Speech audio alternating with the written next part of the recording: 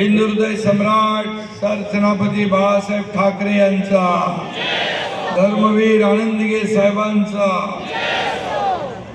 आजच्या महायुतीच्या मेळाव्याला उपस्थित सर्व मान्यवर, वेळ कमी असल्यामुळे मी कोणाचंच नाव घेत नाही, चालेल ना भाऊ? महायुतीचे सर्व पदाधिकारी आणि 6 वाजल्यापासून या ठिकाणी उपस्थित सर्व मतदार बांधव, भगिनी, मातांनो आणि पत्रकार मित्रांनो, खरं म्हणजे 2 टप्पे झाले.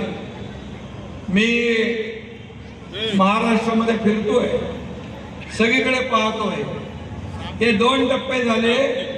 त्याच्यामध्ये मला खात्री आहे, विश्वास आहे की आपली महायुती सगळ्यात आघाडीवर आहे, पुढे. आणि महायुतीचे उमेदवार आपले कपिल पाटील यांची जी आपली अर्ज भरण्याची मिरवणूक होती ती मी पाहिली. त्याही वेळेस मी आपल्याशी संवाद साधला. खरं म्हणजे ती अर्ज भरण्याची रॅली विजयी रॅलीमध्ये रूपांतरित झाली होती. एवढ्या मोठ्या प्रमाणामध्ये लोक त्या ठिकाणी आले होते. कपिल पाटील आता म्हणाले, भर उन्हामध्ये सूर्य आग ओकत होता, परंतु महायुतीचे कार्यकर्ते निवडणुकीमध्ये आपल्या उमेदवाराला विजय मिळवून द्यायचा, यासाठी त्या उन्हाळ्यापेक्षा स्वतः आपले होते आणि म्हणून ते रस्त्यावर उतरले होते. खरं म्हणजे महायुती आज या ठिकाणी सगळीकडे काम करते. नेते आपले सगळीकडे येत आहेत आणि एवढी एकजूट आपण पाहिल्यानंतर भिवंडी लोकसभेमध्ये पुन्हा कमळ फुलल्याशिवाय राहणार नाही. राज्यातच नाही तर देशभरामध्ये एक भगवं वादळ निर्माण झालं. देशभक्तीची आणि मोदीजींची लाट उसळते आहे. मोदीजींची क्रेज मी आपल्याला सांगण्याची आवश्यकता नाही. जिथं जिथं मोदीजींच्या सभा झाल्या त्या ठिकाणी पूर्ण वातावरण महायुतीचं. पुन्हा एकदा या देशाचं प्रधानमंत्री करायला लोक आतुर झाले आहेत, ही वस्तुस्थिती आहे. ही काळ्या दगडावरची पांढरी रेघ आहे आणि म्हणून या मतदारसंघात देखील कपिल पाटील यांना पुन्हा दिल्लीत पाठवायला तुम्ही सगळं सज्ज झालेलं आहात, हे देखील खात्रीपूर्वक सांगतो. आणि म्हणून मोदी असं मुमकिन आहे. आणि म्हणून सगळे म्हणतात, अबकी बार 400 पार. काय म्हणतात? अबकी बार फिर एक बार.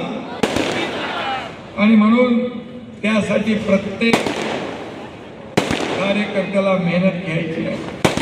शिवसेना भाजपा इथे एक आहे, परंतु आता मनसे आली, राष्ट्रवादी आली, दिवी आली, राष्ट्रपती RPI आली, जनशक्ती आली, सगळे आले.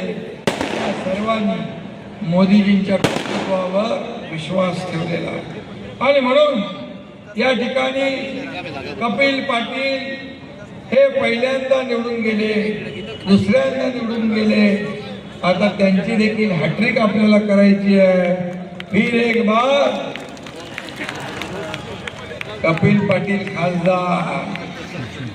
आणि म्हणून त्यांना आगरी समाजाच्या नेत्याला त्यांना मंत्रीपद देणारं हे मोदी सरकार आहे. आणि म्हणून आगरी समाज देखील मोदी साहेबांच्या पाठीशी आणि कपिल पाटील यांच्या पाठीशी खंबीरपणे उभा आहे. आणि म्हणूनच मोदीजी जसं प्रधानमंत्री पदाची हॅट्रिक करणार, तसं पुन्हा एकदा सांगतो, कपिल पाटील पण करणार ना हॅट्रिक. कपिल पाटील यांची देखील हॅट्रिक करायची आणि त्यांना दिल्लीला पाठवायचे. आणि त्यांना एकच सांगतो की दिल्लीला गेल्यानंतर इकडे सगळ्यांना मोकळं वातावरण करून द्या, इथे सगळ्यांना आपापल्या परीने काम करू द्या. आणि पुन्हा एकदा या ठिकाणी सर्वजण ताकदीने आपल्या पाठीशी उभे राहतील असं वातावरण निर्माण करा. कारण शेवटी आपले आमदार आहेत, आपले नगरसेवक आहेत, महापौर आहेत, सगळं आहे आणि दिल्लीच्या तुमच्या मंत्रिपदाची ताकद त्यांच्या पाठीशी उभी करा. हे सर्व लोक आपल्याला निवडून आणतात, हे सर्व कार्यकर्ते आपलं काम करतात. हा उमेदवार कसा चांगला आहे त्याचं मार्केटिंग करतात.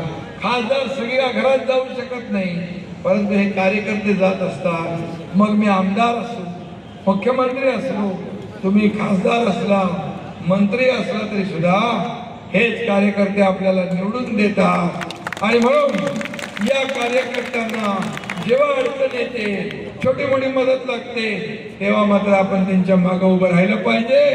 हाच खऱ्या अर्थाने आपल्या कार्यकर्त्यांना सांभाळण्याचा एक भाग आहे. आणि म्हणून आज शिवसेनेचे देखील पदाधिकारी, सर्व पक्षाचे पदाधिकारी मनापासून कामाला लागले. छोटं मोठं असतं, परंतु एकदा तिकीट झालं, तिकीट फायनल झालं, उमेदवारी फायनल झाली की मग मात्र सगळं आपण बाजूला ठेवतो आणि ईर्षेने कामाला लागतो. कारण ही निवडणूक फक्त एका भिवंडी लोकसभा मतदारसंघाची नाही, ही निवडणूक देशाची आहे. ही निवडणूक देशाचा नेता ठरवणारी निवडणूक आहे. ही निवडणूक देशाच्या विकासाची आहे. ही निवडणूक देशाच्या प्रगतीची आहे. आणि म्हणून ही काही महापालिका जिल्हा परिषद निवडणूक नाही. आज मोदी साहेबांनी या देशाला एका उंचीवर नेऊन ठेवलंय. या देशामध्ये रस्ते, एअरपोर्ट, रेल्वे अशी कितीतरी या देशाच्या विकासाची कामं मोदीजींच्या नेतृत्वाखाली झाली आहे. आणि म्हणून ही निवडणूक फक्त आपल्या कपिल पाटलांची नाही, ही निवडणूक आपल्या सगळ्यांची आहे. या निवडणुकीमध्ये प्रत्येकाने कपिल पाटील बनून काम केलं पाहिजे.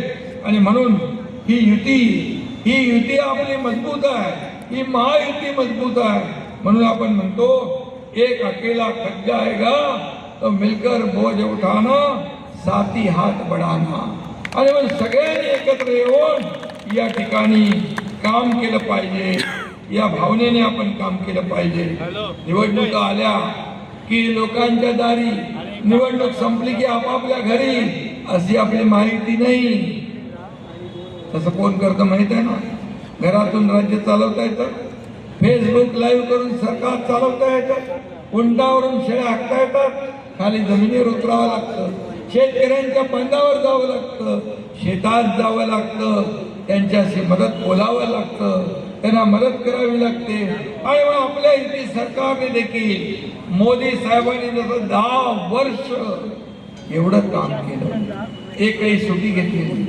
गेल्या 50-60 वर्षात काँग्रेसला जे करता आलं नाही, किंबहुना पुढच्या 100 वर्षात देखील करता येणार नाही, असं काम 10 वर्षात केलंय. आणि म्हणून या आपल्या सरकारने देखील आज 2 वर्षात एवढी मोठी कामं केलेली आहे की महिलांसाठी एसटी मध्ये सवलत, लेक लाडकी लखपती दीदी, ड्रोन दीदी, महिला बचत गटाची ताकद वाढवणं, हे सगळं केलं. शेतकऱ्यांना मदत केली आपण. युवकांसाठी स्टार्टअप आहे, स्किल डेव्हलपमेंट आहे, नोकऱ्या आहे, स्वयंरोजगार आहे, ज्येष्ठांसाठी वयोश्री योजना आहे. असं सर्व समावेशक धोरण आपल्या युती सरकारने घेतले.